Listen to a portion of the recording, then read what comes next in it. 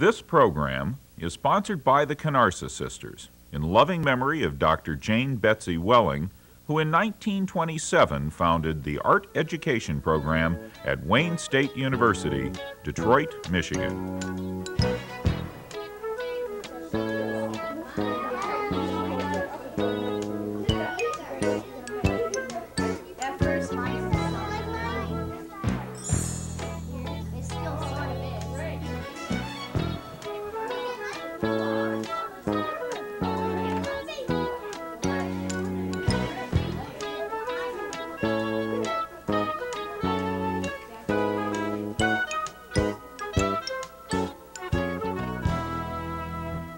Hello, my name is Arthur Park.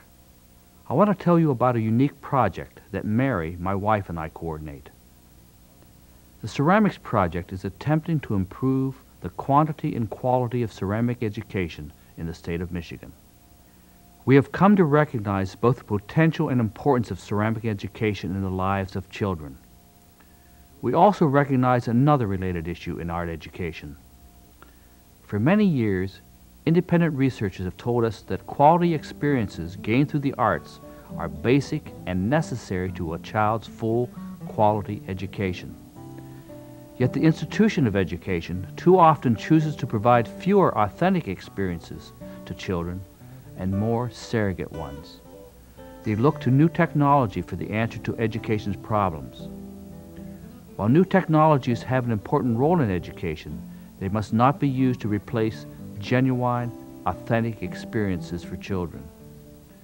Without real quality experiences with the materials that comprise the world and the people that make up and shape our world, we will have nothing to express with or without the new tools of technology.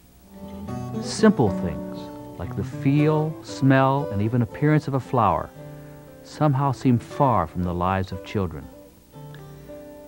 Authentic experiences with people and things in their richest and deepest forms set the strongest foundation for knowing, lead to the deepest understanding, the fullest personal satisfaction, the most profound creating, the most perceptive art.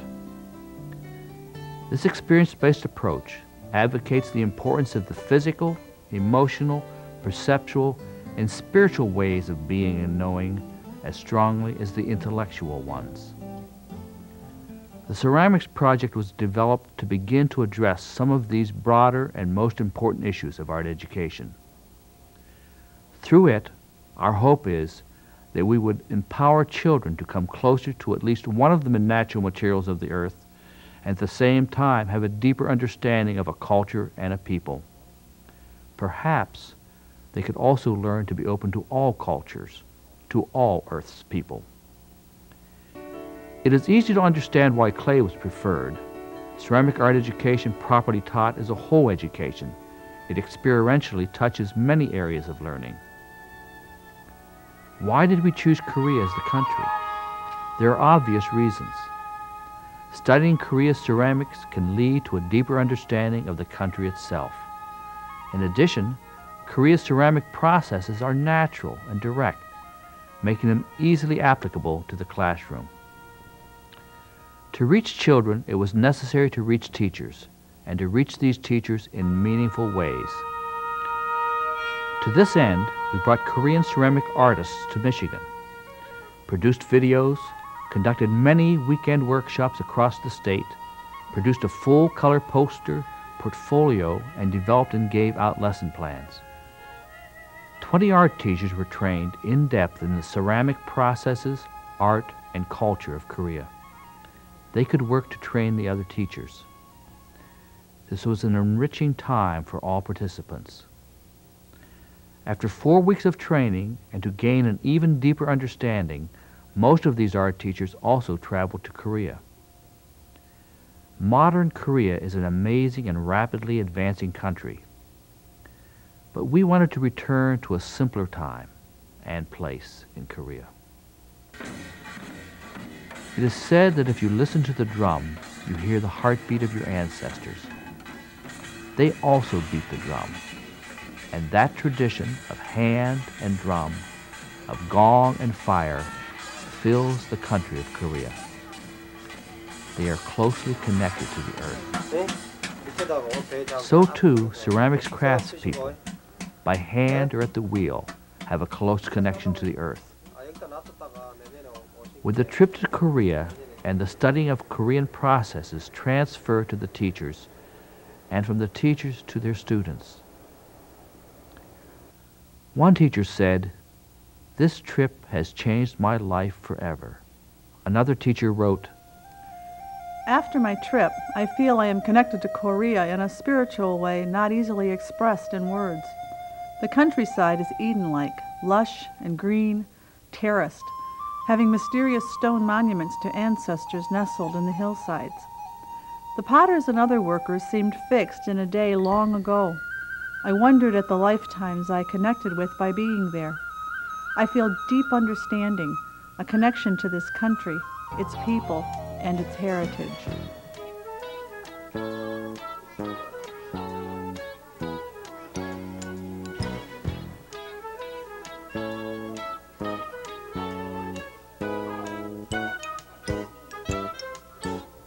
Throwing is a popular Korean process because it is so direct and promotes early success. However, we know that every art teacher that teaches clay teaches hand building and decorating. That is why these areas will be the focus of this video. Let's look at some of the Korean processes presented to children. Here the Ongi potter Kim Chang-ho is rolling a coil.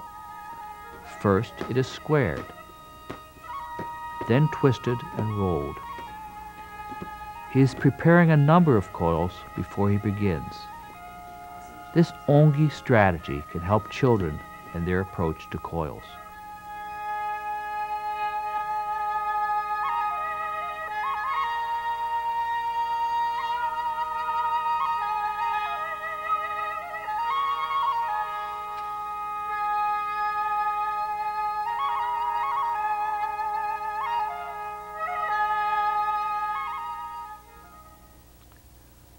Don't coil the bottom of your pot.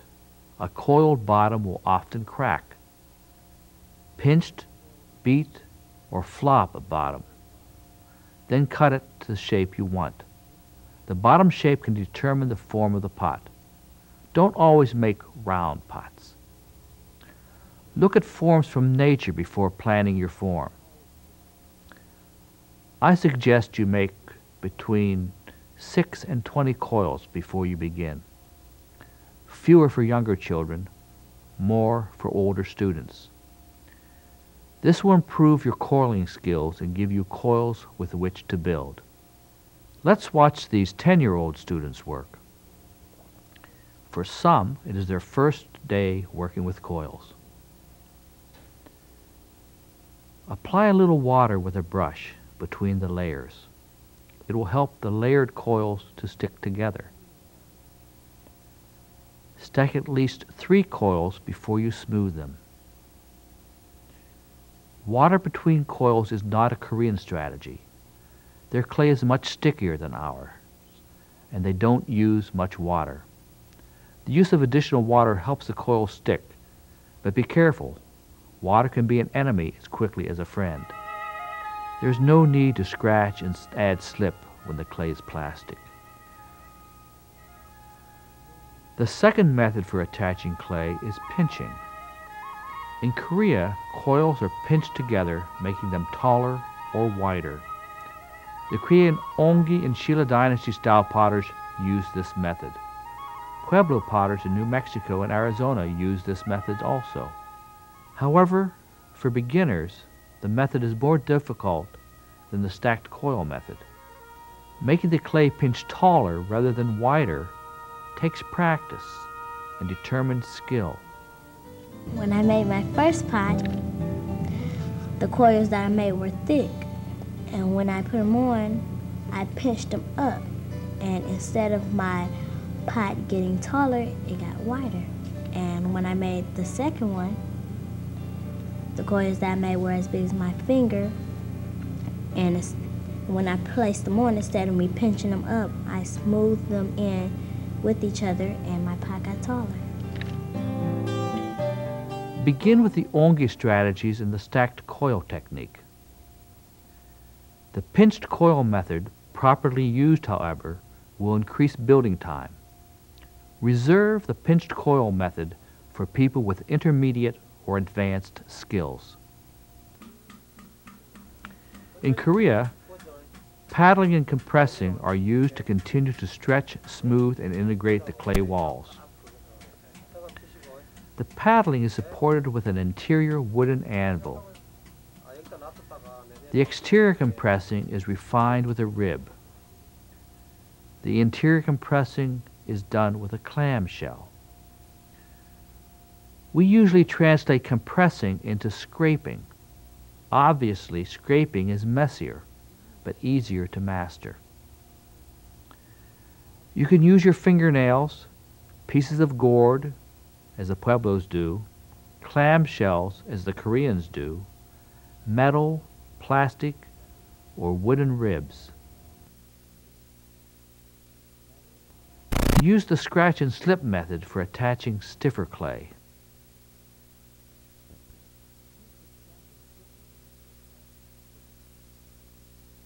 Throughout Asia, most handles are not pulled. They are made from coils.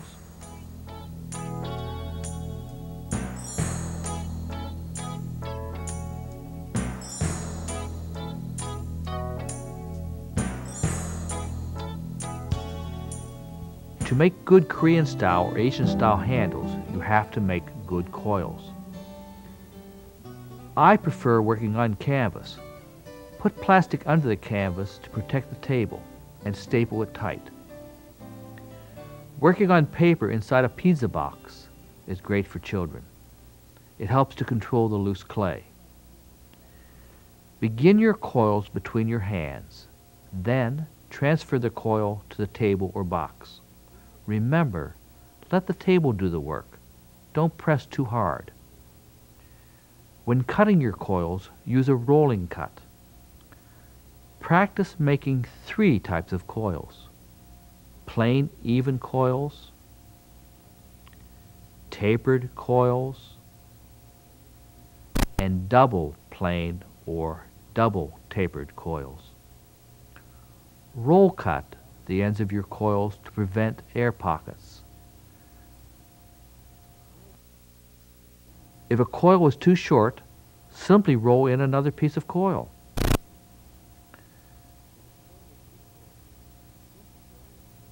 The properly prepared coils are then made into many styles of handles, used in a number of ways.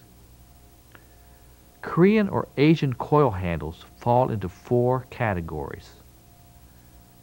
Simply rolled, which includes even rolled and taper rolled. Twisted, which includes twisted, twisted and rolled, or braided, as Park Byung-taek is doing here. 3 is pressed, which includes thumb pressed, palm pressed, board pressed, and stick pressed. 4 is modeled, which takes advantage of any of the categories mentioned and models them. These can become anything. Most often, bamboo or dragon handles are made in Korea.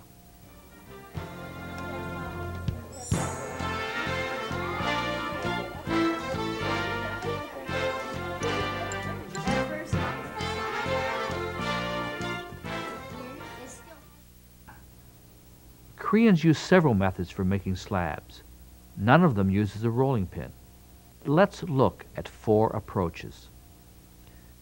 Pinching, which is often used for small bottoms, spouts, or pouring lips. Beating. This style beater has been used for thousands of years. Flopping. I have used this method with children as young as 1st grade. Mr. Han, who is a cultural treasure roof tile maker, and Mr. Cho, his successor, are cutting a large slab.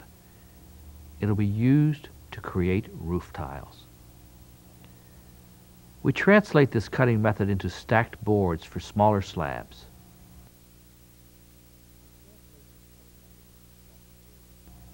Cutting sticks can also be used and are great for making a stack of slabs for tiles.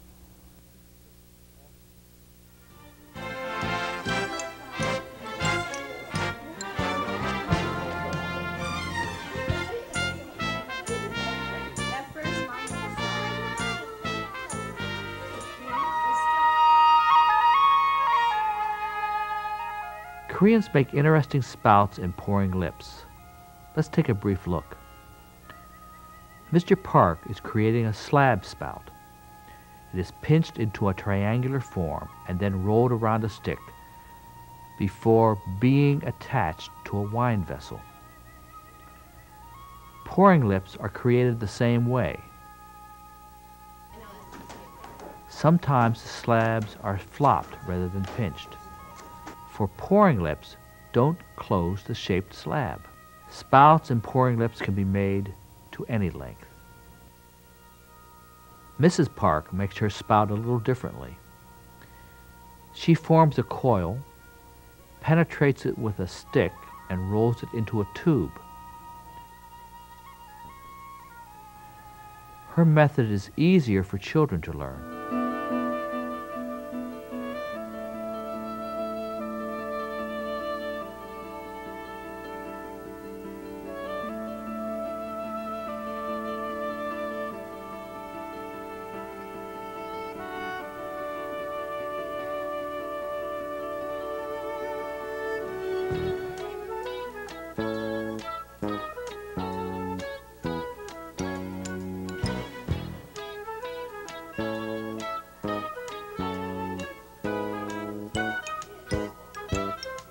This method of stick forming has been used for thousands of years with similar and different shaped sticks. Children seem to enjoy using the stick forming method for making drinking cups, pouring vessels, and model dragons.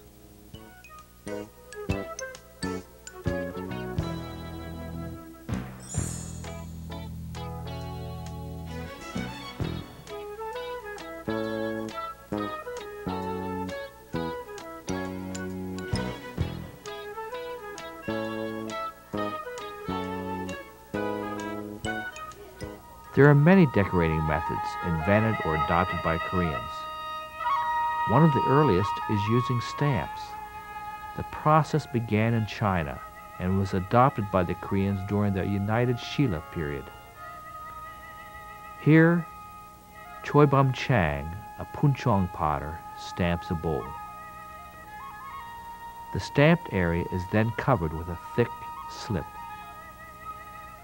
After the slip has dried, and while the body is still moist, it is scraped with a gub sway kal, or left bent knife. There are a number of different type kals used in decorating. But before you begin to decorate, you must have something worth putting on a vessel that could be around for the next 10,000 years. Nature has provided some of these ideas for centuries, from Korean potters to these young American clay artists. In Korea, there are master carvers who spend the day carving. Yoon Jae Jin is from Gangjin, where Celadon came into Korea and where the sangum, or inlay process, was invented. He continues this proud tradition hundreds of years later. This vase will be inlaid with white slip. Then black slip will be added. The slip is scraped away.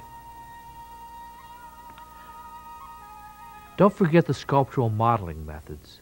They can be applied to handles or to the stick rolled and tapered tubes.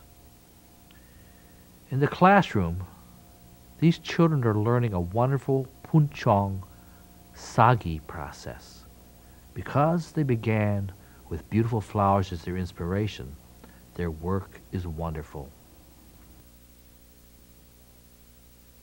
These are not the first children to have decorated with puncheong. They are following a Korean tradition of child-decorated pottery that dates back hundreds of years. Because this Korean work is naive, we can surmise that these ancient pots are carved and possibly even thrown by children. We can also speculate that the child decorator of 500 years ago practiced every day and reached a high level of skill. Perhaps some of the vessels we believe were decorated by adults were really decorated by children. Following in the footsteps of these early Korean children, our Michigan children are making a contribution to the continued history of these remarkable and simple puncheong decorating methods. Each of these puncheong processes are within the abilities of children. Our teachers seem able to transfer these processes to their children. The children enjoy working with clay. Success is evident. The Korean Ceramics Project is bringing teachers and their children rich, authentic, hands-on experiences. The best of these experiences takes place in the art classroom. Ultimately, whatever success there is not ours, but that of the dedicated and insightful art teacher. They understand the importance of the project. Without these experiences with the materials that comprise the earth and the people that make up and shape our world, there will be nothing to express, with or without new tools of technology. Some people believe that a close connection with the materials the earth provides is essential and basic for the survival of the human race. Certainly, we must become more closely connected to other peoples of the earth to achieve survival. Our hope is that this program helps to provide the impetus for children to make these connections. Authentic experiences with people and things, in their richest and deepest forms, set the strongest foundation for knowing, lead to the deepest understanding, the fullest personal satisfaction, the most profound creating, the most perceptive art.